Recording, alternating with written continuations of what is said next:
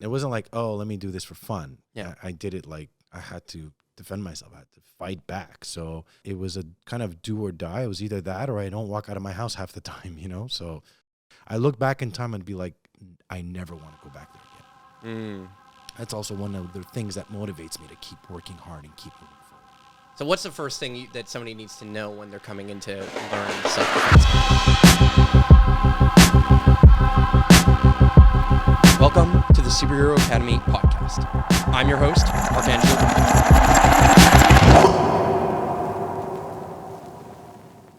Hello, superheroes, and welcome to the Superhero Academy podcast, where my mission is simple, to help you become a better storyteller. So whether you're an entrepreneur, creative, or influencer, this podcast is designed to help you tell better stories. Now, I normally say a little bit more, but today I've got a special guest. It's the first time this season I've got a guest on with me, and I'm really excited about this because, well, here's the thing. Look, I don't know if you could tell, I've been working out a little bit, just a little bit. You know what I mean? Here and there, I go to the gym every day. But one of the things I've been looking to do is integrate more fun into my workouts, actually build functional fitness, not just fitness for the sake of Instagram, but whatever, I'll take your likes on Instagram. In fact, if you're watching this, you're probably seeing it on Instagram or YouTube, so maybe hit that like button, maybe hit subscribe, maybe hit follow, whatever it is that looks like for you. But I really want to put the emphasis and focus on my guest today, Nick Drossos, who is a self-defense expert. He's built a YouTube following, an Instagram following, but more importantly, you've built a skill set that so many people around the world, men and women, are fascinated by. I'm fascinated by. So thank you so much for joining me on the podcast today. Thank you, Marco, for having me on so much. Yeah, I'm always fascinated with what I call people's superpowers.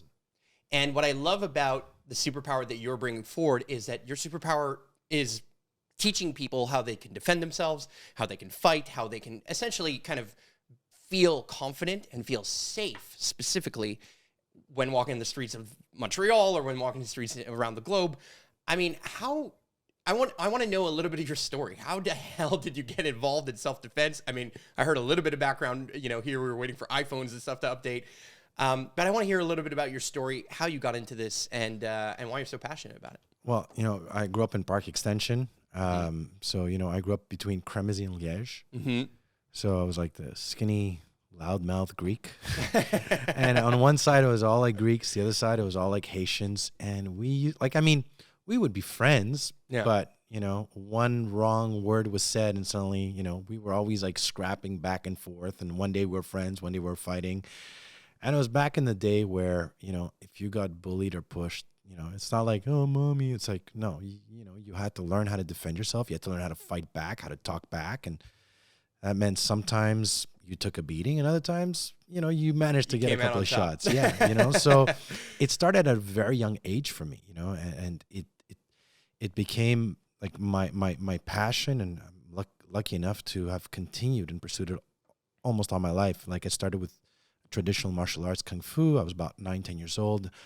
I wanted to learn how to fight because, as I was getting older, the fights were getting more real. So I started doing Kung Fu, and then I dedicated to that. And then I went into boxing and kickboxing and reality-based self-defense. And I just started exploring all of that. And 22, 23, I'm kind of fast-forwarding. I started working in nightclubs. Mm-hmm. So that's where I got a lot of... And the Montreal nightclub scene, for those who don't know, is special. It's special. And we're looking at 20 years ago, right? Yeah. So it was... there was no cameras in the same way there are today. There's no social media. Bouncers beat up people on the regular. I mean, it was a different scene, right? Like people get in fights in the bar or club, and then it's your job to just walk into the middle of the fight. Now all of a sudden you're in the fight because they're fighting you. It was a different reality. I'm old enough. I'm 32 years old. I'm old enough to remember a time before Facebook and Instagram and before cameras were everywhere. And I go, thank God we didn't have cameras back then, because the shit we've done. And we talked about it. When they used to hire a bouncer, it's not like they said, you have papers. No, you big, you can fight. Like they didn't give a shit, right? Yeah. So, like I remember one club, I spent most of the time trying to control the bouncers, be like, okay, guys, just chill the fuck out. You know what I mean? Like, it's enough. You don't need to beat the shit out of the guy. You threw him out, it's done. So I got to experience what really worked, what didn't work firsthand. And I remember I was teaching and I was like, okay, this works, this doesn't work. I learned this. And I started putting together my own system through actual practical applications. And then I just developed it and just kept going. And then I kept training with other instructors and picking up a little bit from everybody, then pressure testing it and again, using it in real life. And then I just continued doing it. And when I opened my YouTube channel 10 years ago, started popping out content and people started noticing it and I just kept doing it. And I'm fortunate because I love what I do. I'm helping people and I could make a living off it. So, I mean, it's probably the best career choice I could have made for myself. Yeah. So I want to talk about that because you weren't always doing it full time and you had kind of another job that you were doing. But before I do that, I'm just going to show the audience, just a little, I mean, some of the stuff some of your brand, I mean, you put time and energy into building this brand. I love this stuff. I love the branding and the business aspect. It's a passion. It's like a game. And I'm a fucking, I mean, you know this. Yeah. I'm a nerd. I'm a geek. I mean, I love the videos here. I love the look and feel of the brand is super consistent. I like the imagery. I like the kind of, the way your brand is styled, at least from the website perspective, is very clear, and I like it. I like the website. I also love that at the end of the day, you have 389,000 subscribers on YouTube, so I kind of went digging. We're going to talk about that a little later because I have some feedback for you, and we'll talk a little bit about some of the things that happened to your channel or, things that are going on. But you have videos with, I mean, millions of views, hundreds of thousands of views. So you've been at this for a while. Like some of these videos are 6, 7, 8 years old or whatever it is. I mean, this is not something you just kind of, picked up and started doing yesterday or because of COVID or whatever. And you've also built a bit of a following on Instagram and some of these other social media platforms. So, and for those who don't know, we just met. Like, this is the first time. I love this. I love having conversations with people and meeting people for the first time while on the podcast because it's such a fun way. And it's authentic, right? Exactly. Because the questions I have for you are just authentically, like, I just don't know. You know what I mean? So I don't necessarily have a background on it. I'm going to mention something. So the website you just saw right now, this is my 5th website in 3 years. I believe that. Because I hate working with web developers, right? A lot of many of us do. They're lazy. Before this website, I lost $7,000. I went with another company. I was fucking so pissed. They pitched me this great idea, this marketing thing, and I went with it. And then I was a money pit. And then when Stéphane from Maclé, who's a client, told me, I said, I want a new site. And then we started talking about it. And he's like, you need to rebrand. And I was like, I've heard this spiel before. Yeah. Like, are you guys really going to deliver what you tell me? And I mean, I scrapped everything and I restarted. The logo's brand new. The site is brand new. And they did an amazing job. So I feel like finally, after almost 10 years of doing this, I'm directing it like well. And I'm making money off. So you learned self-defense in the world of real life, or you didn't learn self-defense in the world of marketing? No, bullshit. No, that's. I get it. I as somebody who's kind of been involved in ran in many cases, and I had a lot of clients in the web design and development side of things. I fully get it. Speaking web developer and speaking to designers and kind of getting something that makes sense.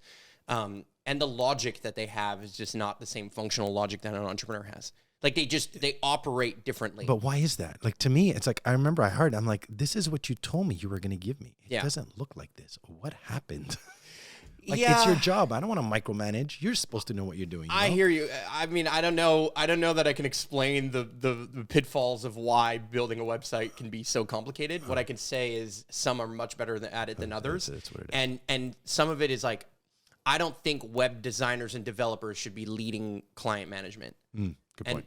I think that they should be coding and designing and doing those things, but they should be guided by people who deal with the person making the brand. And there's a difference between somebody who understands branding and then somebody who does branding through the fact that they're doing the actual code or the actual Photoshop or whatever it is, right? But that's a whole other topic. Yeah. okay, so you're getting into street fights with kids in your neighborhood, and so for those who don't know Montreal, he's talking Park X is a kind of a suburb or one of the neighborhoods in Montreal. And at the time, years ago, it was a very different neighborhood than it is today. Now it's bougie and hipster in another way. Yeah, it's getting there. Yeah, it's getting there. Yeah. It's got its own hipster vibe. It's not quite the plateau, which is hipster central. St. Henry and Griffintown is more yuppie kind of West Island yuppie type of vibe. But I love that you actually learned this skill because of just necessity. Yeah. I mean, it was basically, at the end of the day, you were in a position where fight or flight was real. Yeah, it wasn't like, oh, let me do this for fun. Yeah, I did it like I had to defend myself. I had to fight back. So it was a kind of do or die. It was either that or I don't walk out of my house half the time. So. And again, it's been my whole life, especially if you look at the fact that, I dropped out of school when I was 16, right? I was, my parents, immigrant parents, minimum wage job. It was like, okay, it wasn't like, oh, here's your allowance. Like, no, go get a job and go out and work and figure shit out, And so your first job was, I think you mentioned it was McDonald's. McDonald's, flipping burgers. And it was a little bit scary because I remember thinking, okay, I'm at 18, I was technically out of school. I had no high school education. I'm working. I remember at the time I was working as a busboy at a restaurant, and I'm thinking, holy shit, what am I going to do for the rest of my life? And turns out that until the age of 32, you actually were working as a janitor. I was working at the hospital. I was working at the hospital. I was maintenance, cleaning and stuff, and it was the most depressing thing in my life. Like waking up every day, 7 to 3:30, washing toilets, pushing the cart. And there's nothing wrong with it. If you're happy with it and you're good with it and you're content, hey, more power to you. Like, I mean, we need them.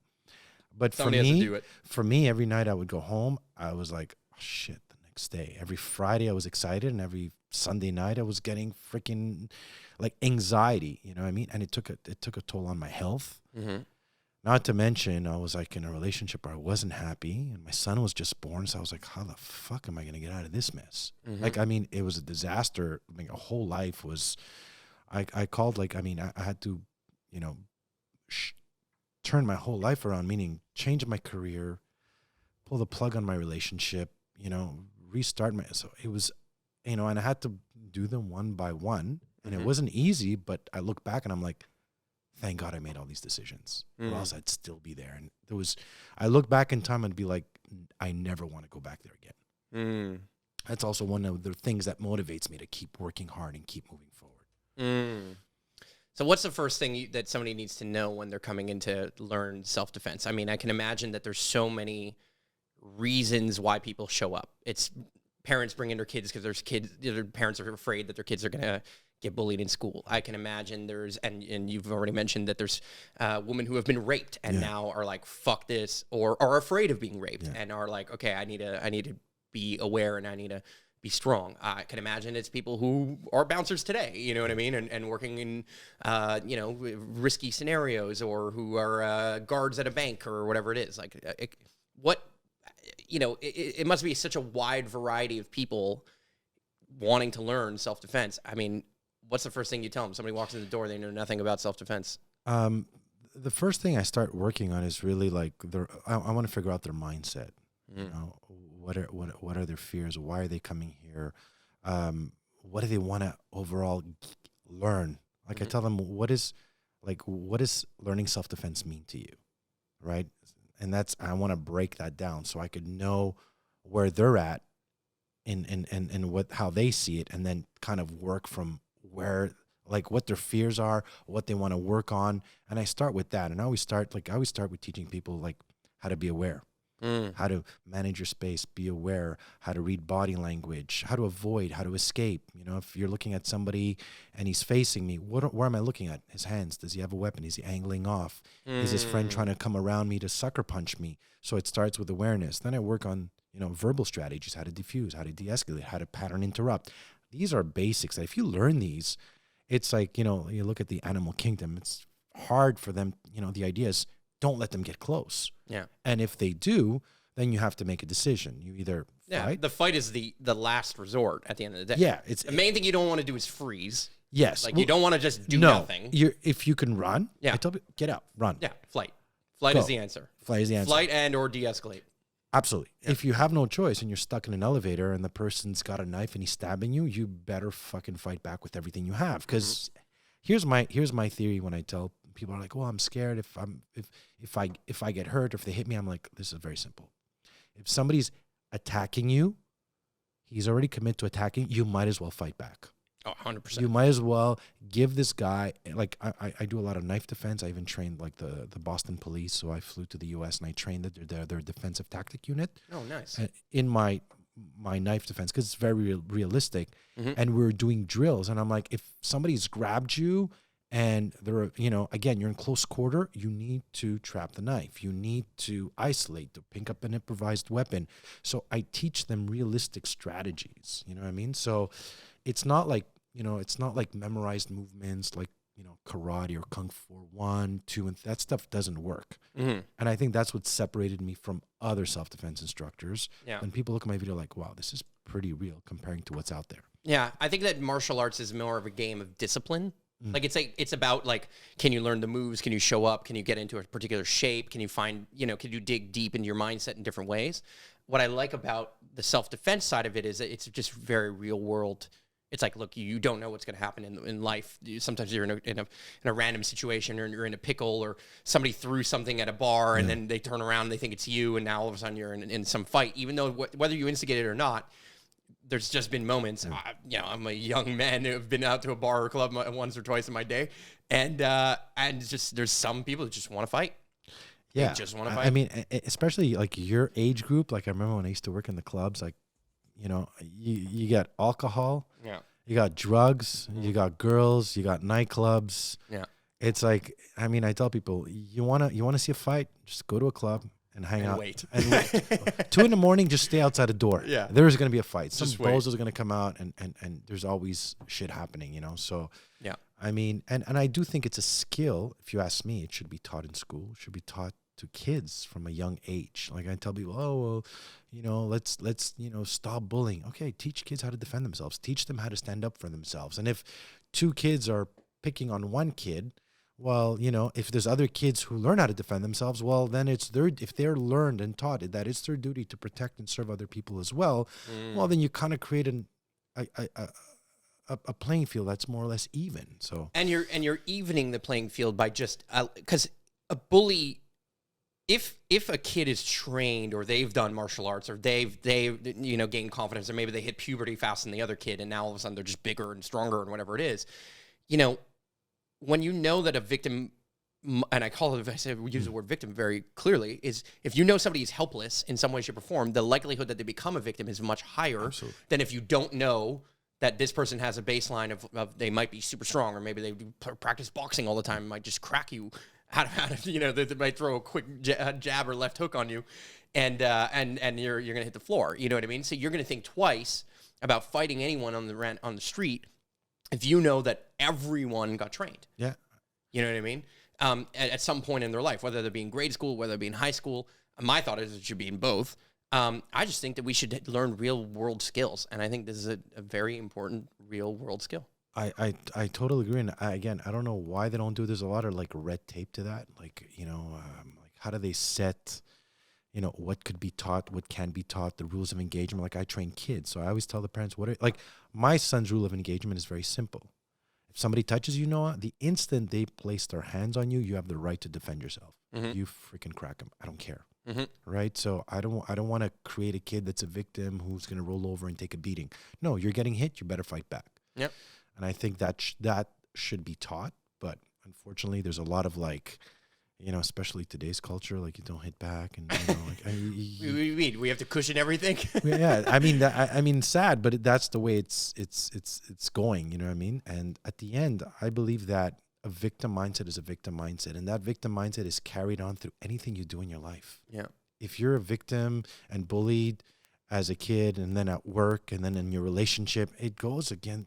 You rarely will meet a strong, confident person who has a lot of skills, being bullied maybe in one, and normally it kind of like goes in all together. That mindset is wired the same way. Yeah, I love what you said there. If you're a victim in one place, you're a victim in general. Like it's really a way of thinking about your life holistically. It's not just about you getting in a street fight or you being attacked in some way, shape, or form or whatever situation. It's actually about empowering yourself. It's actually about, and what's ironic about like this kind of PC cancel culture or whatever you want to call it, right, is that all of that is about safety. Like everything, good point, yeah. Right? If you really think about it, it's just about them wanting to scale safety for, and from a words perspective, okay, did you use the right pronouns for me or did you use this? Whatever it is, it's just about creating safety and inclusion as much as possible. I don't know if it's safety or like non-offending. Like, well, it's kind of a weird way of saying defense in another way, right? Like it's like you're trying to not offend people, so therefore you're trying to play preventative defense. Which is an interesting thought, and that's at the end of the day, that's what you teach. Like defense isn't just, and like you said, you mentioned it, and what's the first thing I asked you? What's the first thing you work with? You talked about mindset, where they're at, why they're there, and verbal skills, noticing skills, awareness skills, consciousness skills. I mean, that's what it boils down to. That's what it comes down to, yeah. Right, because like it's the base. Yeah, if you've ever been in a fight or in a situation where a fight might break out, I know that it's like your adrenaline kicks up, and all of a sudden time slows down. And it's just like, and you just like, you're seeing the world in like a different lens. In a lens, it's almost like you're in the Matrix. Yeah. That's how that's how I And tunnel vision too as well happens, right? Tunnel vision, you're just in like a weird state where all of a sudden you're not operating like you would normally, but you're hyper aware of certain things. Absolutely. And you become like super, like it's like your senses, it's like a superpower kicks in. And it's biological. It's like literally it's biological. In our DNA. We are bred for fighting, flighting, or freezing. Yeah. And for the most part, I think it's just, there's a reason so many of us love watching fighting. Yeah. There's a reason why the UFC is super popular, boxing super popular. Yeah. There's a reason why martial arts are super popular all around the globe. I mean, it's not that long ago that we were in the jungle. It's true. You know what I mean? It's not that long ago that even if you think about history, most of what we talk about in history is marked by war. Good point. Yeah. Right? Like, what do you know about the 40s? Yeah. Right? Or the 1939. When I say 1939, what do you think of? Yeah, World War II. Yeah. That's it. Most of history is war. And so we're living in the most peaceful time of all time. And we've had this kind of 75-year stretch of like a very peaceful existence. But at the same time, there's real life danger out there. There's real life situations that are just not conducive to you not knowing how to defend yourself, not knowing how to, knowing when it's time to like realize that somebody's bringing something to you. Yeah. Like they're on the offensive. And for whatever reason it is, maybe they're on antidepressants and they have a cocktail of alcohol and antidepressants, and all of a sudden they've just lost a screw. Maybe they're taking too much cocaine, which is super popular here in Montreal, as you know. Whatever the fuck reason, they're coming at you. Yeah. You want to know. You want to be ready. Yeah. I want to be ready.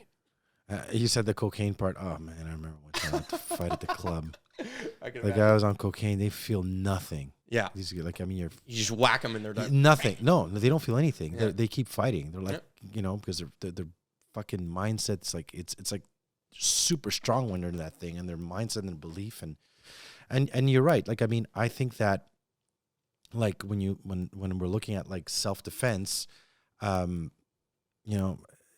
it should be, age, gender, doesn't matter. Anybody could learn it, no matter. Like, I mean, I trained a 65-year-old, so he's like, look, I want to learn some self-defense. I'm like, okay, let's start with some basic stuff. Let me show you how you could be aware and become a hard target. And he had like a shoulder problem. I'm like, okay, let me show you some basic strikes. It's all about keeping it simple. I tell people it's not about learning more. Yeah. It's about learning less and then training more. That's what I focus on more, because you don't need to learn 25 strikes, 15 kicks. 5 good strikes, train the shit out of them, learn how to hit them hard, and you're good to go. So it's all about keeping it simple a lot of times. So I'm going to say a statement. I want you to pick me apart on it. Yeah. My belief, and I know nothing, I've never done any self-defense training in any way, shape, or form. My belief is always a good defense is your best offense. Like, I always wait. It's almost like my strategy if I were to get into a fight is let them move first. So but I also know that if there's a situation where they're going to be aggressive, I also want to kind of create either an element of surprise, or I want to strike first in certain moments too. and knowing the difference between those two things. Now I know I just fucking shot. No, I did a shotgun spray. There's a little bit of both, right? So Yeah. I always tell people I'm either diffusing. I always teach to go preemptive. Hit him first, hit him hard, and hit him with them talking. Right? When they're talking, they're processing. Boom, sucker punched him. Who gives a shit? It's in the street, but only when you fear. Like you have no other option, right? If I try to diffuse a situation, I bring my hands up, I'm trying to de-escalate the fight, but you keep breaking into my range, and I see the cues and the signs of you angling off, maybe reaching for your pocket, looking around, touching your face, doing any of the type of cues that I know you're mentally preparing for your strike. Like eye rolls. Yeah, like, I mean, there's signs that if you look at, even on YouTube, and it's like textbook. I used to sit in front of the club. I used to watch fights and be like, okay, the guy's angling off. Oh, man. It's going to sucker punch. So when you say angle off, for those who don't know, I understand what you're saying, but for those who don't understand. So like if I'm talking to you and suddenly as I'm talking to you, I step with my right leg forward. So you could tell, okay. Yeah, and that means I'm just getting to my range and my position. You're getting ready to. I'm getting ready. My hands are down, and a lot of times they're going to swing their shoulders to the side and like angle off because they're ready to sucker punch you, right? The guy's talking to you and he takes 2 steps back, and he might be going a hand in his pocket, then he might have a knife. So these are things that I've learned and I teach to be able to pick up that are going to make all the difference. And super subtle. Yeah, it's super subtle because if somebody's going to attack you, especially if we look at, forget about gun, but knife defense, it's close quarter range. You need to be at least 3 to 6 feet to your attacker. Your weapon has to be out or concealed. Yeah. So you have a few seconds to make a decision. And to me, it's always like, you know, I'm always about go offensive. Hit him first, hit him hard, and get out as quickly as possible. Let's say a woman has pepper spray in her purse. She's worried that somebody approaching, kind of maybe looking, you know, he's got weird sideways eyes. He's looking like he wants to take them into the back alley or do whatever. Do you think, would you go with pepper spray? Would you go with I mean, obviously if the person's not trained, maybe you go with pepper spray. Yeah, I want to hear. I'm like throwing situations. No, it's good. At It's you. good. I love this stuff. It's what I do, right? So I've made videos on how to use pepper spray, and pepper spray is one of these things that, like, if you're a woman, and you're about to approach me to attack me, it's got to be out already in my hand. If you're gonna use it, it's gonna be like unclipped out, and I gotta like spray it almost at an S. And also, where's the wind blowing? Am I in an elevator? If I spray the elevator, guess what? I'm getting sprayed too. Yeah. Right. So it's not. I mean, it's better than nothing if you've kind of learned or have an idea how to use it. Yeah. But I'm not crazy about carrying weapons like a knife or whatever. Taser. Yeah, I'm not crazy about that. Learn how to use your hands. Now, learn how to use an improvised weapon is better. That means learning how to use your environment is better bang for your buck. Learning how to pick up a glass. You pick a glass. Bam, throw it and run, because then you're not relying on something, or you're not emotionally attached to a weapon, but you're relying on knowing how to work with what's around you. If you're in a bar, if you're, I don't know, if you have your umbrella, if you have your school bag, a jacket, and cap, anything that you could throw, use even as a... Anything that's unpredictable. Yeah, unpredictable. There's only been one time I've actually not been able to de-escalate a fight. And there's just one time that just basically... This guy you could tell he wanted to fight. There was no ifs. I didn't do anything wrong. And I know everyone says that. Honestly, this guy was just like drunk, belligerent. No, I've seen guys like that. Like, you don't want to fight, and they're out, they're drunk. Yeah. They've made a choice to fight. Yeah. And they're not going to stop till they get in a fight. And it was like, nothing had happened. It's like I didn't speak to his girlfriend or whatever. It was just... I don't even understand what the fuck was happening. All of a sudden, this guy's kind of like beaming at me, and I can fucking tell he's just like, he's coming for me in some way, shape, or form. And I had a drink in my hand. And so I was just kind of standing there. I had a drink in my hand, and I just made this decision that what I was going to do is take the glass, throw the water up so that his head would crack, and I just cracked him. Oh, shit. Beautiful. And he went down. And I hit him right. Fuck. I'm still to this day. Did you knock him out? I totally knocked him out. Man. I mean, dude, his chin went up. Like he looked up, like he was just confused, and I just cracked him. And honestly, I don't think that I threw the hardest punch or whatever it is. It's just I just connected. Yeah. And it's not the hardest shot, right? It's the shot you don't see, you don't expect. That's the whole point. He's just complete. It was in his mind. He was looking for a fight, but in that moment, I just chose element of surprise. And I'm going for it. Like that's stuff that I would teach, right? So you think I did well in that situation? Like, I mean, maybe I mean, the guy went down, so obviously I did something all right. At the end, you know what I mean? I trained a woman. She was attacked, and and the guy attacked her from behind, and she started screaming and yelling, and she started like just going into his face with whatever she could, and then she managed to defend herself, and then she came to do self-defense classes with me. And she's like, so, did I do well? I'm like, you're here, right? You did amazing. You did amazing. Like, that's true. Yeah. You did amazing. You should be proud of yourself. Like, I mean, you did the best with what you knew, right? It could have easily went another way, but you did something. But now we'll just teach you other things you could have done. Yeah. So that's it, And I feel like people's default answer is kick him in the balls and run. Under adrenaline, I've been kicked in the nuts. Like, it won't drop you. Yeah. So I always have a theory when I teach is like, don't ever have a one shot, I always say everything works and nothing works, right? The guy could be under the influence of drugs, cocaine, like obviously alcohol, whatever, painkillers, like all kinds of shit. These guys could take a beating. So yeah, kick him in the balls might work. Maybe an eye gouge is going to work, but maybe it won't, right? If he has you in close quarter and he's grabbed you, even if you eye gouge him and he's got a knife, let's say, once I have you, I don't need to look at where I'm attacking. You know where the stab is going. Right? If I've grabbed your shirt or you grab my shirt and you're going after me. Then you don't need, right? So it's not, again, that's why I teach, the basics, but I also want to create a mindset that, you hit them with everything you have with as many different things that you get, but don't get emotionally attached to a certain kick or a certain move or a certain strike, because if it doesn't work, you're going to short circuit and be like, I hit him in the eyes, he didn't go down. What happened? You actually might freeze. You just fucking keep going. Interesting. So when I was watching your videos, and I didn't watch the full videos of certain things, but I was watching kind of clips you had on Instagram, for example. And one of the things you were doing, you had a bag in your hands and you were kind of like using it as a way of creating defense. Yeah. And one of the lines you said was creating a little bit of space and time. Yeah. So is what you're is what creating space and time about is then the opportunity to run? Look, so I have, and I think this is where I kind of stand out from the other instructors. I really pressure test my stuff, right? Yeah. So when we talk about knife, because I have my knife defense program and I really took a year to build it. Yeah. Everybody's like, oh, against the knife, you're stupid, Nick. Don't teach this shit. Just run. Great. Let's go in the elevator and do a scenario. Yeah. You can't run through a wall. Let's do somebody coming from behind, they've got a knife. Even face to face, if you're in close quarter, right? Yeah. And when I trained the police, we did drills where they were against the wall and somebody had a knife 3 feet, 6 feet, 9 feet. And by the time you get to your weapon, I've already stabbed you. And I did this in my gym where I was 10 feet away, and Helen, who's like a friend of mine, she had a knife, obviously the rubber knife, and I was near the door. We calculated 10 feet. My goal had to run to the door and get out. By the time I opened the door, she stabbed me, right? So space is good. To have that distance and space is good if I'm in the street, a soccer field, hockey field, whatever it is, and bank that I can run faster than you. Yeah. If you can't, then chances are I'm going to stab you chest to back. So sometimes having more space is good, because sometimes you want to create a little bit of space just to create an opportunity to maybe pick up an improvised weapon or just create some noise. If you could escape. But if you're in a closed environment, at some point, and the person wants to attack, you're going to have to fight him. And the truth is that most of that decision of whether to run or not is based on experience. Like, part of why you do training is that you gain situational experience. Absolutely. Where maybe your adrenaline is not kicking in the same way that it would have, but it could kick in a little bit at least when you're training.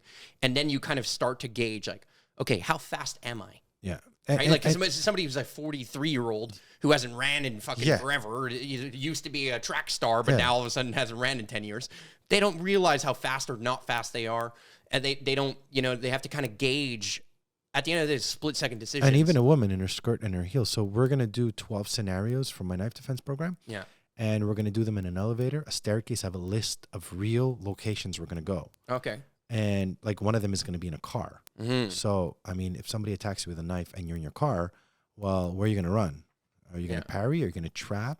No. What are you going to do? So when you create that environment and you train in it, you start realizing, okay, you create a blueprint. You're like, okay, your brain's is going to create a memory and be like, okay, this works here well, that works here. So the more you, even if you visually see it, you'll learn. But if you go and you do it and you experience it, then you'll be much better and you'll have a quicker response. I compare it to like kids right? They do fire, those fire things when the school bell rings, when they're fire drills. Why?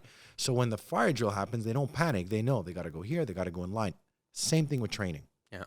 The first thing you're training is not to panic.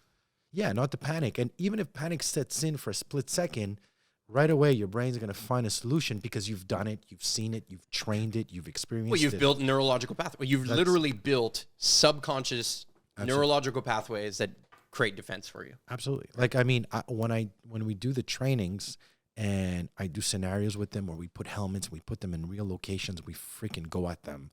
Like, yeah, they panic, they freak out, adrenaline dumps. I've seen people puke, pass out almost, right. You know what I mean? Yeah, totally. Yeah, like...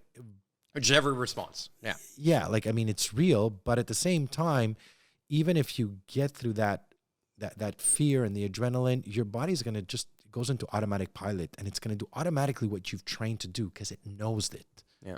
And I tell people, if you're afraid, don't worry about it. Just let your body take over, and it's going to naturally do what it's supposed to do, and that's why you train. Very interesting. So I'm the kind of person who takes training to the next level. Okay.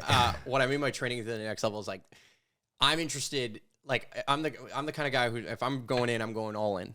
You know what I mean? Okay. And what I mean by that is like, I would love to get to, if I'm going to do self-defense, I want to get to self-defense level freaking James Bond. Okay. You know what I mean? Now I understand that's you could multi-year process in many ways. You could. Yeah. But I think that's like, I'm assuming that dependent on who the person is and how much training they've done and different things, there's kind of like levels to this, right? Like in anything, right? Like there's a white belt and there's a black belt and there's a difference between the two. In like traditional martial arts, there is. Yes. But in like self-defense systems, you think it's just hours, there's not. Like there's no specific levels. In Krav Maga there is. Okay. But at the end, I mean, there's no, I personally don't have levels. I just train the people, and I build them up. Like, yeah. I mean, and you change the situation, or you make the situation more intense. That's all it is. That's part of it. Yeah, because again, I don't teach that much stuff. Like within, let's say 6 months, you've learned everything I have to teach you, right? Because it's not about learning so much. Your brain, you got to keep it simple because already you're under adrenaline, fight or flight, like everything that's going on for you to be able, to throw like fine motor skills where you're like, I'm going to punch the guy in the temple. I'm going to like punch him underneath. Like all that's fine motor skills doesn't work under high stress situations. So learning how to fight with gross motor skills, right? Gross motor skills under pressure.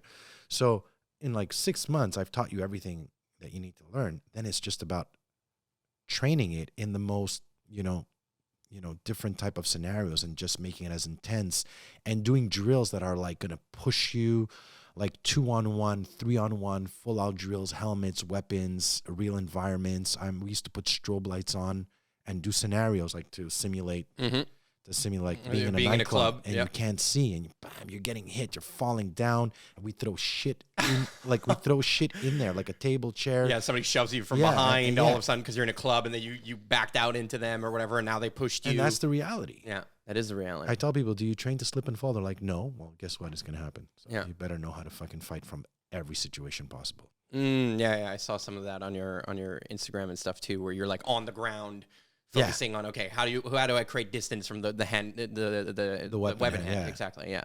So yeah, I love it. I think it's great. I mean, I love that you've also taken the time to make content about these different situations and do all these different things. Now, before we get into the content piece, because I know you're gonna have 1,000 questions, I already set you up. I primed him for this. I primed him for the fact that I have a lot of feedback for how you could kind of get your YouTube channel going again in another way.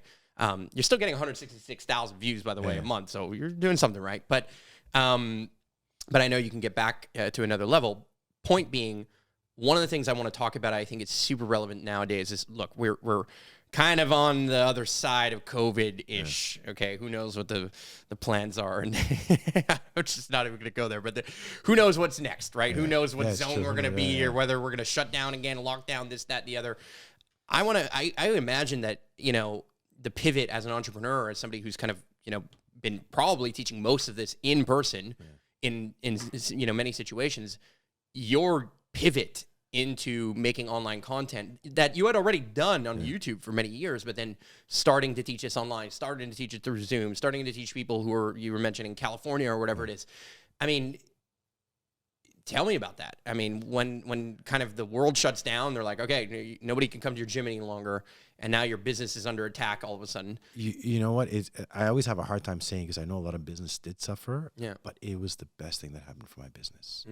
It was the direction I've always wanted to go, but I didn't know how. It was hard to tell a client that you're training live to like, hey, let's train online. And I always tell people like, it normalized exactly the direction you wanted to go. Absolutely. So like at the beginning, my clients that were training live, I used to go to their houses and train them. I'm like, look, you know, let's try it online. They didn't want, we'll wait. We'll see how long this COVID thing's going to last. At the beginning, sure. Yeah. 3 months later, they're like, I'm gaining weight. Okay, let's do it. I'm like, let's try it. Even me, it was kind of new. Yeah. I don't know how good or possible it's going to be.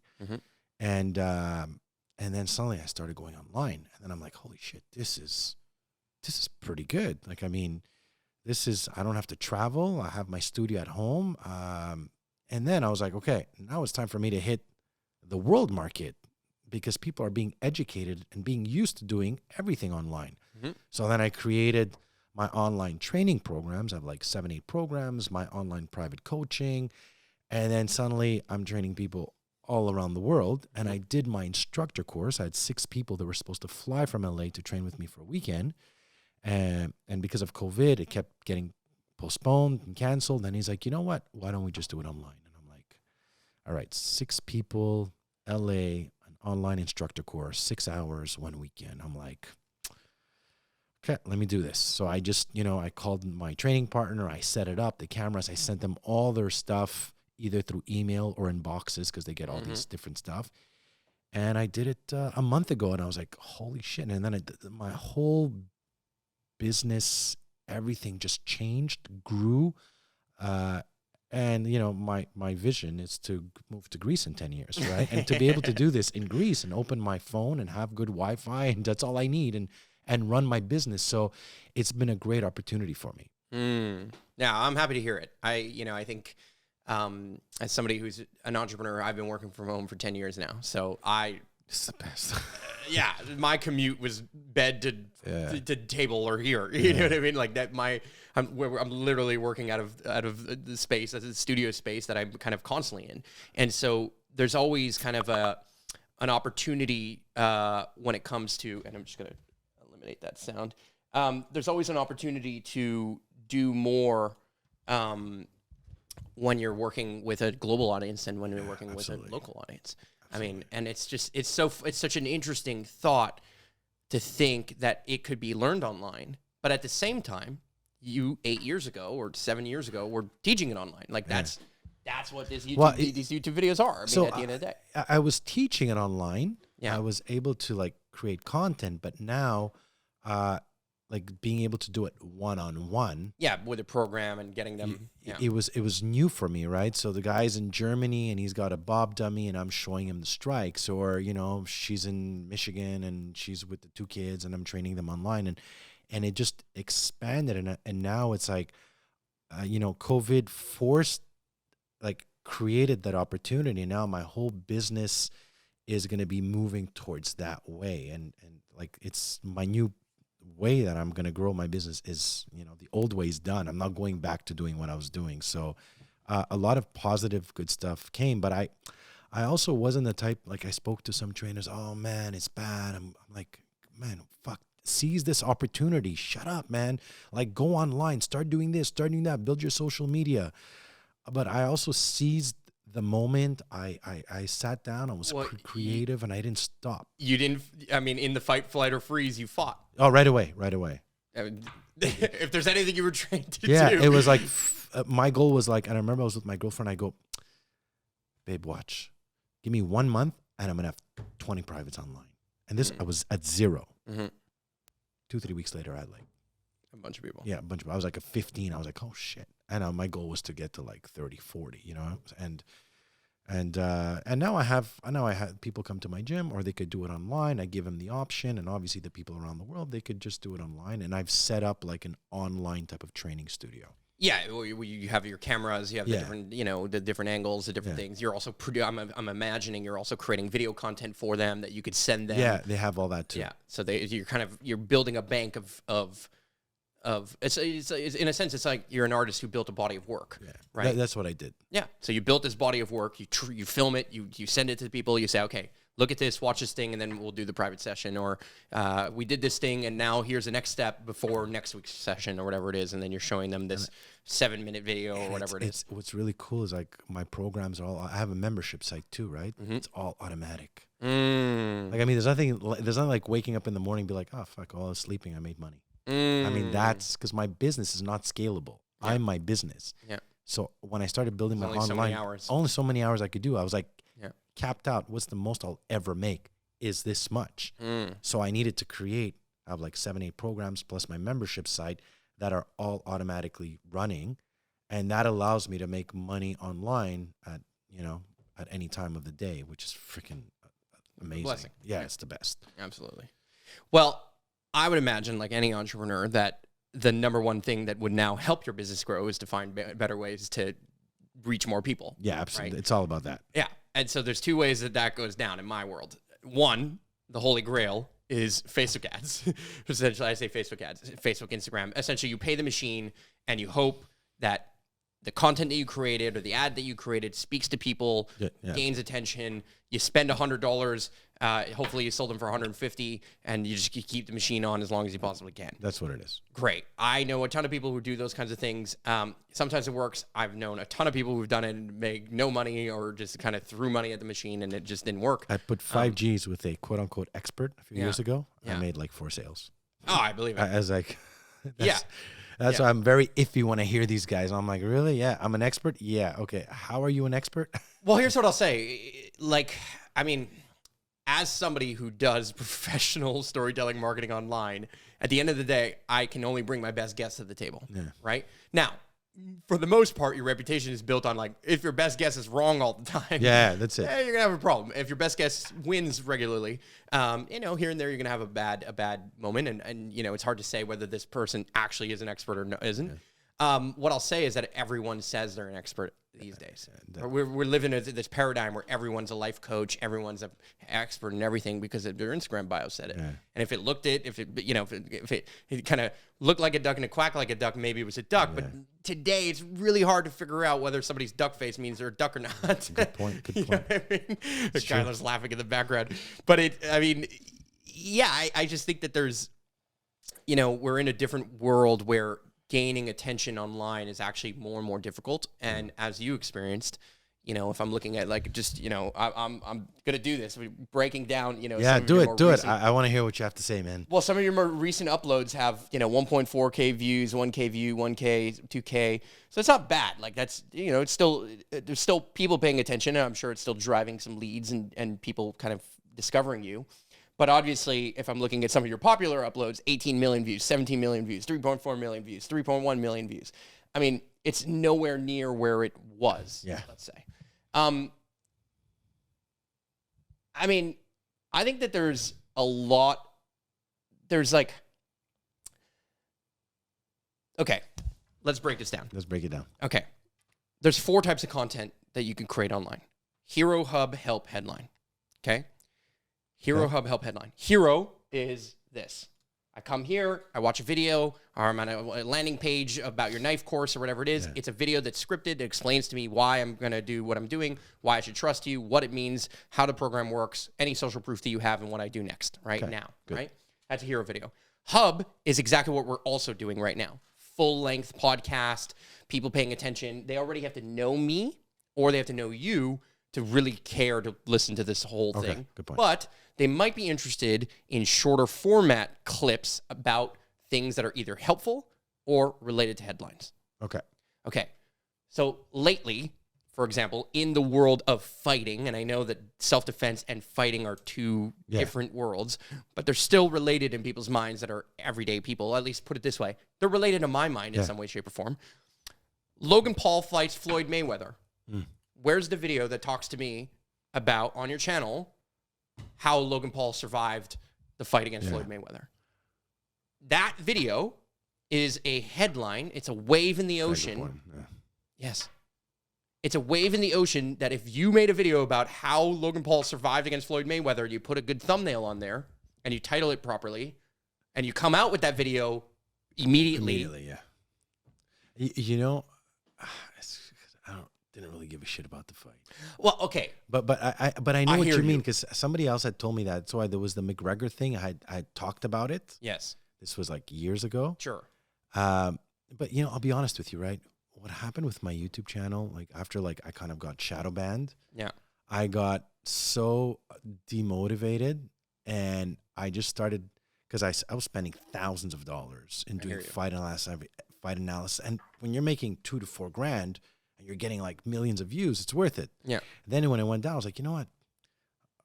I didn't care to put any more time in it. So now, and I'm honest, I make a live, and I don't put the effort. I hear you. Because part of me feels like even if I put all the effort, and I did at one point when it was dipping, that's when I hired the camera crew and I made probably my best content. Yeah. I feel like because they shadow banned me, and I know that my channel didn't make sense what they were doing, it's kind of like you building a store in, I don't know, next to a highway, knowing that nobody's ever going to see it. So you build the nicest, coolest place. So that's how I felt. So part of it is I got demotivated. I was like, fuck it. And at the end, I created my programs. Like, you know what? I have enough free content. If people want, they're going to go check out my content that I am spending money. Yes. Well, your paid content is different things, but your paid content is going to grow if your free content grows too. Yes. 100%. If I give you more attention, the likelihood that you sell more courses online is going to grow. Absolutely. So I agree with you that you cannot bank any longer on the fact that Google, Instagram, Facebook, any of these things are going to be there and the audience is always going to be there. But my advice is that if you put a little bit more time thinking about headline content and help content, and you made better thumbnails. Help content? What do you mean? So help content is, I'm in a situation. How do I deal with this situation? Okay. Like what I used to do, like the teaching. Yes. Or show me a popular fight video that's like, there's all kinds of fight videos online. You know what happens? I did like Cobra Kai. Did you see my Cobra Kai series? I did not see your Cobra Kai. So I did a Cobra Kai series. Okay. Those are pretty good, actually. Sure. Again, those I paid for because Cobra Kai was happening.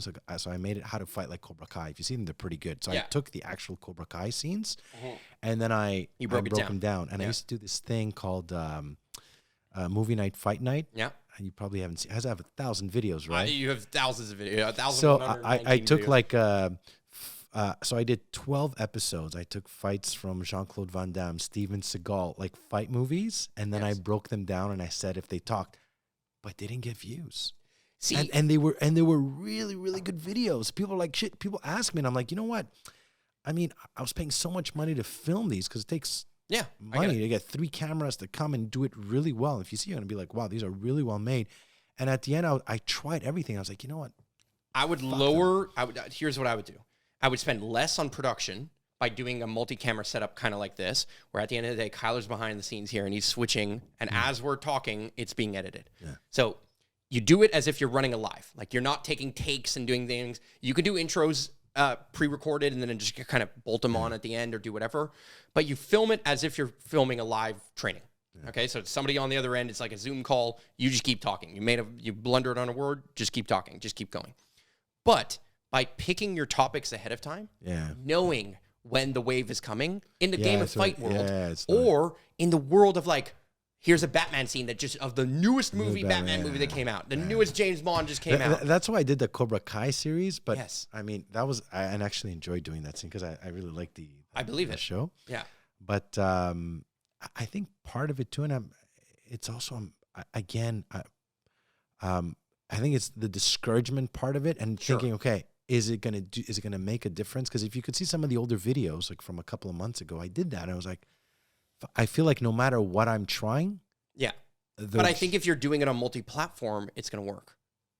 Like if you're not just saying, okay, I'm uploading this for YouTube, you're saying, look, I'm going to spend X amount of dollars making this video. I'm going to think about the thumbnail. I'm going to think about the headline. I'm going to think about the way that I'm going to design it. Because like, when I look at these thumbnails, like my thumbnails are shit. That I totally agree. But that's it. Your newest thumbnails are decent because they're in action. Yeah. But they're not making me like the ones of some of your knife defense videos or your popular videos or whatever it is, the little arrow that points, the 5 top, like some of these thumbnails are actually pretty interesting and they're speaking to me in a different way. Now, some of this is dated. Like this is old school thumbnails, okay? School, So let's go quickly, right? If I just go to explore, and now I'm going to look at what's trending on YouTube. You tell me which one of these thumbnails wasn't thought out. Which one of them is just an accident, that a viral video that just went viral? You know what I mean? Yeah, you could see, yeah. And the answer is that every one of these thumbnails is kind of thought out. Now, some of them are just because these people are freaking massive, right? Now, it's not the greatest freaking, thumbnail in certain cases, but some of them are meant to provoke the before and after. Yeah. I have a whole video on thumbnails I'm going to send you. Okay? Oh, that I agree. And I had my friend, because he runs Anabolic Aliens. I don't know if you know him. I don't know. He has like almost 1 million followers on YouTube. He's coming here in August, and we've collaborated. We've made videos together. We became really good friends. Cool. When he comes, I'd love to. Oh, for sure. Have him come. Maybe a podcast guest. Yeah, he's awesome. Super cool. Young guy too. 23, 24. He has his app called Exerprise. Nice.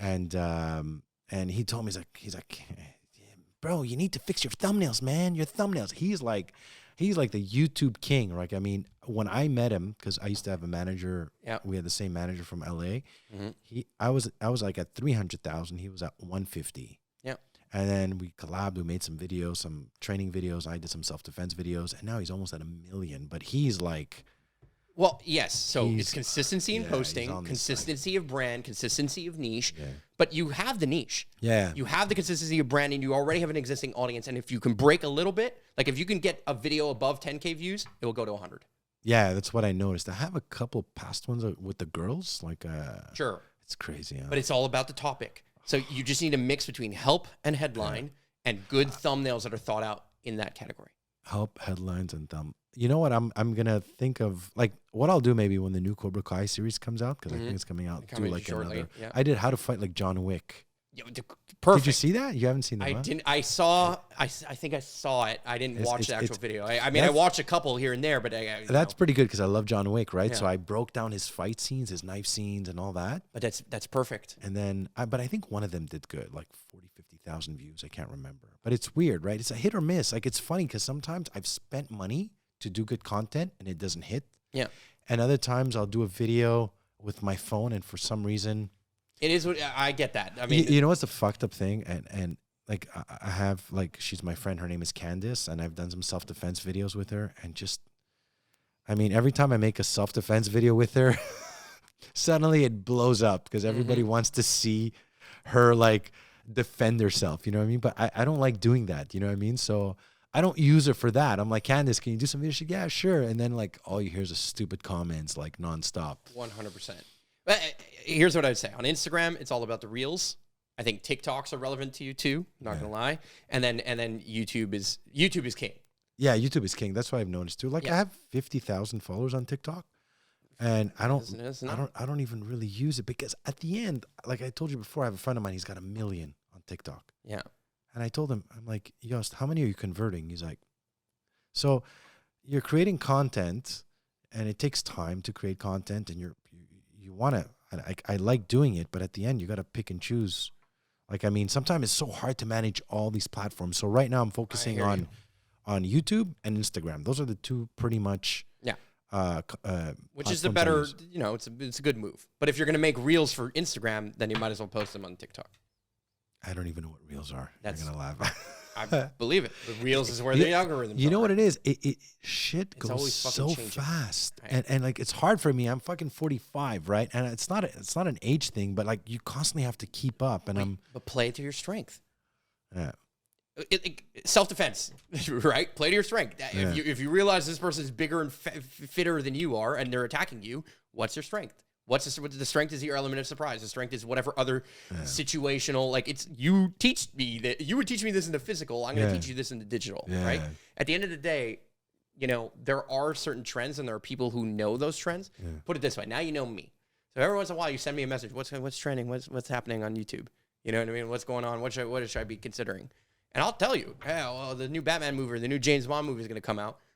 When it comes out, go see it and make a video immediately after. Yeah. Yeah. I mean, I like those. Those are fun. I actually enjoy doing them. That's it. And all you need to do is pick a day of the week where like you're guaranteed, like Kyler comes every Wednesday. Every Wednesday we're going to create content. So whether I have a guest or whether I'm doing a solo cast, it doesn't matter. Every Wednesday I'm creating content. So I'm ready for it. Yeah. And then I just think about, you know, I'll look at what's trending or what's going on. If I did my job really well today, I could have brought forward an idea or I could have like reviewed something online that was trending in the world of self-defense, in the world of fighting, in the world of whatever. And then I can ask you, like, okay, what did you think about Logan Paul and Floyd Mayweather? And boom, that's a thumbnail. Like, I know that I can, after this thing, we're going to talk about which clips, what are the best parts, what are we going to break it down, and we're going to think about thumbnails, titles, all those kinds of things. Yeah. And I'm not a fucking idiot. I can ask you a question like, what do you think about Logan Paul and Floyd Mayweather? And that's a clip that will do well. It sounds silly. You might not have that much to say about it, and that's why I might not do well or whatever. But what I mean by that is, if I took the time and if I preset it up with you, and you know I'm going to ask you the question, then that also works. Yeah. And so just knowing where the waves are, and some of them are. What's beautiful about the fight world is they're predictable. Yeah, that's true. That's true. Like, I mean, I know some of the other guys. They do that. They'll take they'll take the fight and they'll break it down. I mean, I think some of it, like, again, I think some of it when I look comes down to the YouTube, it's just that I'm aware I've lost that motivation because after like seeing like all my subscribers just dip and seeing, I'm like, you know what? Yeah. But I post more on Instagram now because I'm getting more engagement on Instagram. You're right. I'm getting more engagement. I'm getting more people, more feedback. Well, the feedback loop is there that's giving you more views, more this. So I'm putting more energy on Instagram than I am putting on YouTube. And again, the YouTube, I just whenever I have time, whenever I feel like it. But you know, like here's the truth. You told me you want to go to Greece in 10 years. I think you can go in 5 if you fucking double down over the next 12 months. On the YouTube?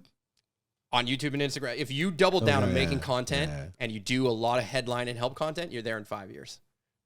Yeah. You could be there in 3. Yeah. You know what I mean? But I'm just saying, you're telling me 10 years are going to be there, so you're going to be 55 at the time or whatever. I think you can be there 50. Yeah. that's just what I'm telling you. I think, like, put it this way. You have the ingredients of the right niche, and you've got enough of a base that everything you put out is getting just enough views that if you can crack a little bit higher, you're going to hit the Explorer, you're going to hit the thing. That's all I need. I know that. I want to hit, like, you know, I'd be happy to have every video hit, like, you know, 10,000 views at least. Yes. But the fact that I put links going to my website, going outbound, does that change anything? Because I heard it does. Because like me personally, I don't care about the YouTube money. Yeah. I make more money off my membership and my program. So my goal when they watch a video is to go. No, I don't think it really changes anything. It's click-through rate and watch time. Really, that's what it is. That's what it boils down to. Okay. So if I show you the thumbnail and they click it, that's great. And then how YouTube validates whether or not it was good content or not is based on their attention. So if I clicked it and then 10 seconds later I left, it's that your thumbnail was good, but it was clickbait, and then I left, or you're uninteresting. So that's how it goes. Click-through rate and watch time. Okay, and the watch time, I heard it's only considered like a watched video after like 10 seconds on YouTube, 3 seconds on Facebook or Instagram.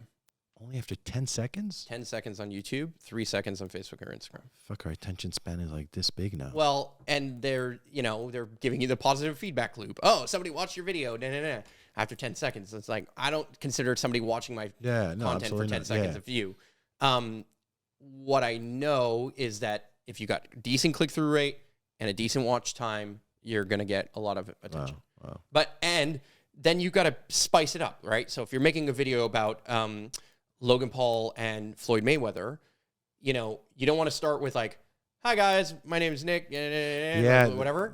That's not where you want to start. You want to start with like, I can't fucking believe Logan Paul freaking survived. Yeah. I'm going to break it down in this video with the 3 reasons why he did that. Boom, boom. Oh. Then your brand, right? So in the first 10, 30 seconds, whatever it is, you gave me a hook, you gave me the brand, and what you told me is that what you clicked on and the thumbnail you saw and the title you saw was consistent with what you're going to see in this video. Makes sense. That's it. I did that on one video, and where I was like, I wanted to start right with like the best part, and then break it down. Yes. And I can't remember which video it was, and I was like, fuck, that works. 100%. Where it's like, I'll take the best part. As soon as you turn on, it's like, boom, boom, boom, boom, you see the fighting. Yeah. And then it's, yeah, I guess I got to it's one of those things I'm like, fuck, I've been doing it for almost 10 years. I hear you.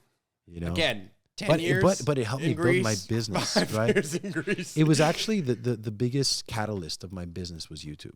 It's what put me on the map, because even though I don't have a lot of views like now, it's not bad. I still have close to, I think, 80 or 90 million views, and it helped me. I got my police contract through a collaboration I did in LA with another self-defense guy. Yeah. And they made a YouTube video. And we did a knife defense video, because he doesn't do knife. He goes, can we do a knife defense video?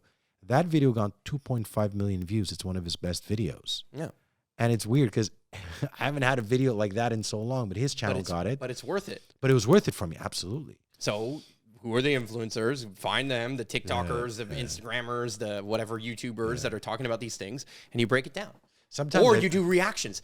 Let's say one of these guy does self-defense videos, and you see a video and you're like, actually, I disagree. You make a reaction video to his self-defense video and say, here's what I would do different. Yeah. You know what? A lot of that is just... You're gonna tell me you're too old for it. No. There's a part of me that's kind of like, you know what? Like, I see sometimes a TikTok thing. I see it and I'm like, is it something for me? Am I there? Am I there now? I mean, I don't know that you're at the TikTok thing, but I think you're on the YouTube. On the YouTube. Yeah, so here was my theory on YouTube. I wanted to ask you what you think. I had this, like, I haven't posted anything in a week and a half, 2 weeks. Sure. My goal was to post nothing for 6 months. Okay. And then in 6 months, boom, like come back. Yeah, like strong with something different. I agree that if you did 90 days really powerfully, like proper planning, thumbnails, titling, research around tags, like whatever it is. So don't post anything for like 90 days. Well, I'm not saying don't post anything. Like if you have a capacity to just do small, detailed little things for the meantime, that's fine. But if you were to like build a run and really just take the time to invest in it for, you take 30 days to create a bunch of content or plan out a bunch of content, and then you just start getting in the cycle of going through it, and then you get real consistent with it, I think you can blow up at any moment. And what if I'm shadow banned? Would that change anything or no? I mean, because there's definitely something wrong with my channel. It's possible that you're shadow banned. It's possible that those different things are that your channel has gone striked based on certain things. I would say that the likelihood that you're shadow banned is due to anything to do with guns. It's probably a gun conversation. Yeah, I have a couple. Great. I would remove anything with the word gun in the equation and remove those off the channels, and then I think you would be fine. That's what's crazy, right? You build a business, and that's what I told somebody else. Like, YouTube, you don't own YouTube. You don't own anything. You own a bunch of numbers. Yep. You're borrowing their space in exchange for content. You're a billboard on the side of the highway, but every once in a while they can replace your billboard. Yeah, so I tell people that, like, don't get attached to it. Build something on the side too, because just like that, they can take you down. Yeah, and you're at the point of maturity in your business where, like, look, you've got enough clients who've figured you met you, who then create a halo effect where one client trains with you, then they bring in the next client, and so on and so forth. So you've got the momentum. Like, if you do nothing more. On social media, other than like appear from time to time just to be top of mind. That's a little bit what I'm doing right now. For right now, you're coasting. You're coasting. You're making content. It's good. It's solid. It's got X amount of views on YouTube. I'm not overthinking it. I'm not like, which is great. You're in the coasting phase. You had to do a lot of pivots with the online stuff. Great, but now you're at a point where it's like, okay, that online stuff is there, and I know as an entrepreneur that if you could find more reach, like I just know that you could do it. Yeah. Like, I would love to be in your position, put it that way. My biggest dream is to grow my YouTube. And so I know that this podcast and the way that I'm making content right now is going to blow up at some point. And it already has in some categories. Like, I did well on Facebook, but now Facebook's reach is just to the floor. So then I started pivoting to Instagram, and now Instagram is kind of getting, the carpet is being pulled under. And YouTube, that might be the same case too. But the point is that in all of it, I'm getting better and better at storytelling. And I'm getting better and better at identifying my niche. And I'm getting better and better at, like, hey, I'm going to have a guest on. I'm going to look at their brand and just break it down in front of them. Yeah, that's. And you, then you see, like our men's talk show, Have the Balls to Talk About It. Yeah. We started that channel 2 years ago. Hmm.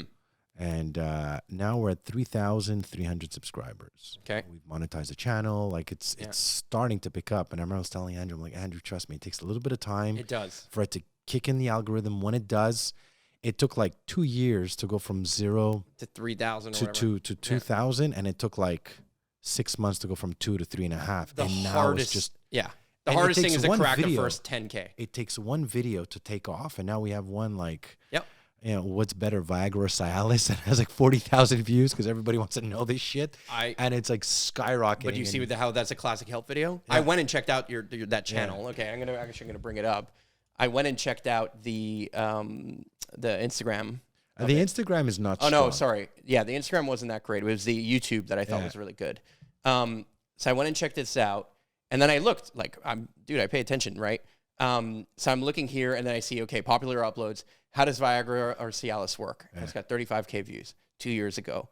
And again, the thumbnail is interesting. The title is there. I mean. So you also have to know that this right now is a much bigger production, meaning they do everything for us, right? Okay, but how much are you spending on this production? Like, you could tell me that, or you could write the number down if you don't want to say it. It's in the thousands per episode. Great, you know, because it's 3 cameras, it's this, it's that, plus I mean it's a lot of work, right? Yep. And so, but it's at the end it's worth it because I believe we're creating a really good show, something that's long term, something that's. So I'm just gonna press play. Yeah. Real fast on one of your most popular videos here. Oh, have you ever seen one of them? I have not. I actually never press play. It always starts with a comedy. I like it. Right, you got a nice little hook. So you've got this. But that's not what you're paying the thousands for. You're paying the thousands because you have a multiple camera. Yeah, we have 3 cameras. I think there's some cholesterol and blood pressure medications, which are... Okay, great. So you're paying thousands of dollars to do essentially a video switch between a wide, one on you, and one on him, right? Yeah. That's what you're paying thousands of dollars for. Yeah, but like, I mean, they do the editing, the production, stuff like Great. So. Well, hey, Kyler over here, behind the scenes, we have a 3-camera setup. Here, camera 1, camera 2, camera 3, and actually, camera 4. It could have been a 4th camera, but I just choose to make it a screen share and bring the audio through the soundboard, do the whole thing. I'm paying for sure 1/10 or maybe 20% of the price you're paying. Yeah. And it's edited the second he presses end, the full clip is edited. Now, I want to add some little fancy jokes at the front. I want to add a little bumper, a little thing, which he does. Okay, he'll do. The price that is costing to do that is all on the fact that I have the right equipment and the right setup. Yeah. And I've got a studio that is constant. You flick the light on, you flick it off. The lights are here permanently. I think for us too, like, I mean, I look at for me and Andrew, it's more the time. But that's back to the time. We don't have, like we were talking about setting up a podcast. Like, I mean, we don't have the time. Like, but if he's so busy. Up this setup, you actually just, it couldn't be easier for me to set up. Like, you know what I mean? Well, that like I said, I'm open to that. You know, guys coming and setting us. Like I said, we thought about renting a space, right? Yes. But for sure, we want to create the podcast. That's what we want to do in the future. And for sure, it's more like just, I mean, me and Andrew are talking like, okay, who's going to set it up? Who's going to put it all together? Shit, I don't have time. You don't have time. I guarantee you that if you took the time to set this up, it's not that much money. It's not even the money. It's more the time and knowing like how to put all this stuff. Like, I'm pretty sure I can't, like, I mean, I could probably figure it out, but sure. I have the time to sit there and figure out what. No, I mean, I built an entire online course, and this is a plug, by the way, for those of you who are watching. I built an entire online course. It's totally free that I literally explain why. Number one, what's your show about? And I talk about the mindset behind the show and like thinking about what's unique about your show and how you're going to make an interesting show. The second piece is the setup. The third is then, okay, how do you actually hit record and what do you do? And then the fourth is just publishing. Like, what are the best practices of publishing? And I teach that for free because at the end of the day, I know it's worth more to me to teach things for free than it is to try and monetize everything I do. Yeah. That's me. But the idea of the setup is not that complicated. Yeah. You just need to think it out, or you just need to pay somebody to fucking do it. Yeah. That's why I'll be paying one of you guys to come set it up. Sure. But the amount of money that it takes to the amount of money you're spending on a couple of episodes compared to just setting it up properly and actually just like building the system real easy. And like at the end of the day, like Kyler's here, but I could be switching on my own. Yeah. Now, the reason I want him here is because he's also processing the footage. Meaning, if he's going to process the footage, he's going to have to watch it again later. He might as well be here, be a part of the conversation. He's been quiet this whole time, but be a part of the conversation or bring in a little element, you know, and then also understand the process by which I am thinking about the content, the thumbnails, the titles, right? And I know that the world is headed in this direction. I know that having a live stream, like you talk about Zoom, right? Yeah. And you're showing, you know, oh, you have a nice camera studio, but probably doing it with one camera angle. Yeah. Right? Great. Like when I'm training clients? When you're training clients. Yeah, just one camera. Yeah, great. Very simple. So I can do a Zoom with all 3 of these or 4 of these cameras. Yeah. By just plugging in one thing and using Cinemaker is the name of the software that we're using, right? By using Cinemaker, I can use one single app to make a multi-studio experience. Shit, I don't know that stuff, man. Right? But back, and I can make this entire show, we didn't record it live, but I could have been live on multiple platforms. Oh, wow.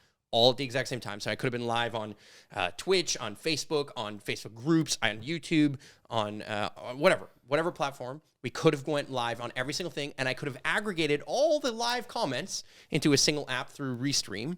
So that's essentially becoming a multi-streamer. So I'm using Cinemaker to go to Restream, and I can be live at any one moment. Wow. So now you want to talk about headlines. Logan Paul, Floyd Mayweather. I'm watching it live. Oh, that's pretty cool. Yeah. Oh, that was a good defense there. What he did, he went like this, he went like that. You get what I mean? Yeah. So there's the fastest way to make really good content and take advantage of headlines is to make easy content good point. with multiple angles immediately set up. Yeah. So if you spend a little bit more time in the planning and the setup, aka you train a little bit, then you're going to be better in the live situation, right? All right, good point. Self-defense 101.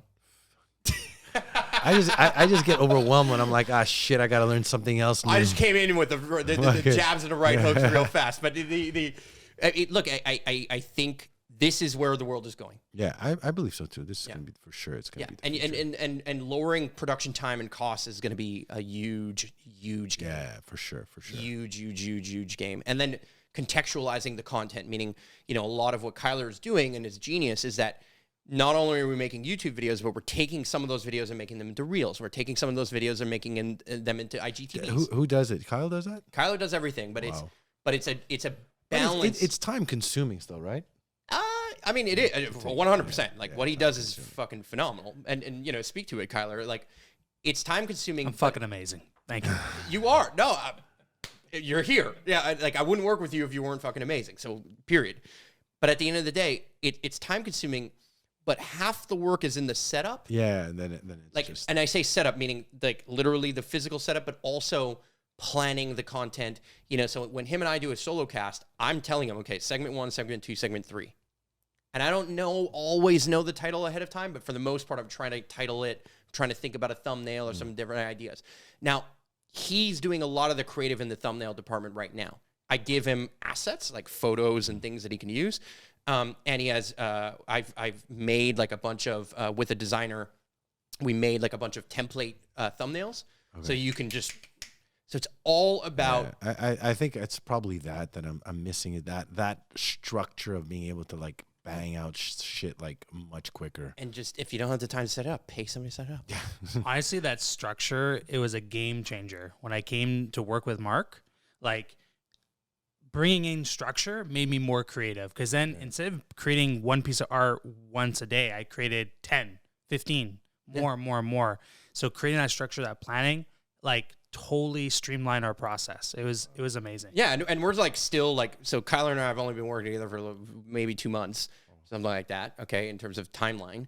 But as we get better and better and better, it's like the production value, everything that we're doing is just get better, faster, and that's the point. Yeah. And I was doing it. I taught my brother, who knew nothing about video editing. He was editing my entire podcast and everything around it.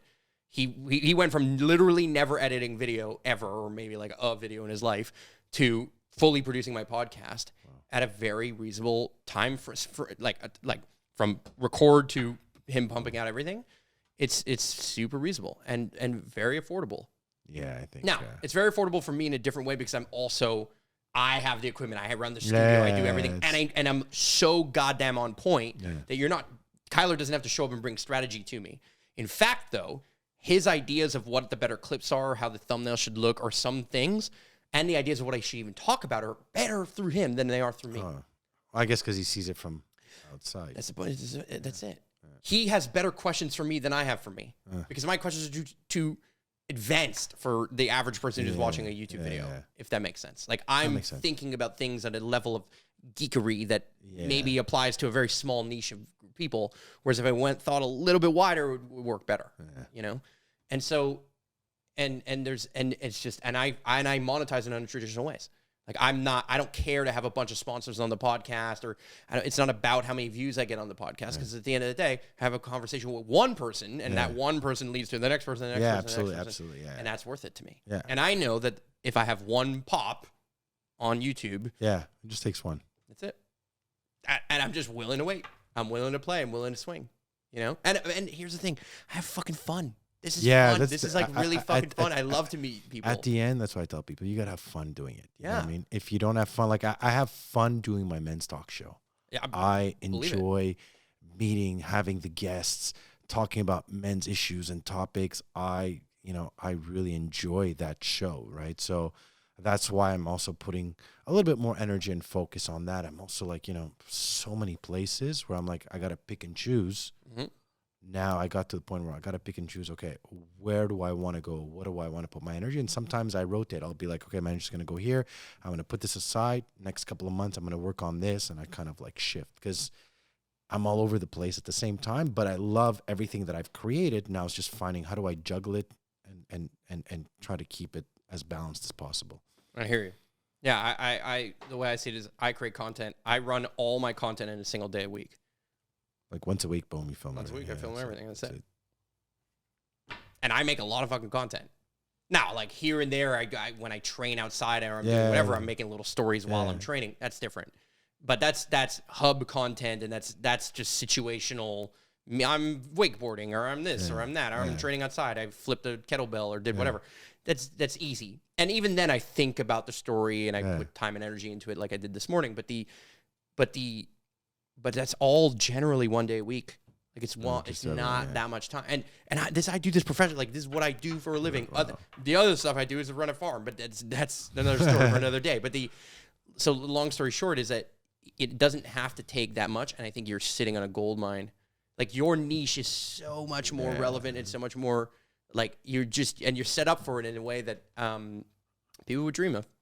And hopefully you'll be dreaming of it and living off the winnings and the gold of that in the islands of Greece. You know what? I'm going to take that little break because I was planning to take a break. Yeah. 6 months, I said, or 3 months, whatever it was.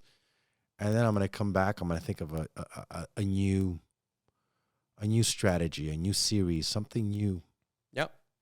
New thumbnail, new everything. Just redo the content from scratch. Just have it help. Yeah, I like that. I'm going to do that.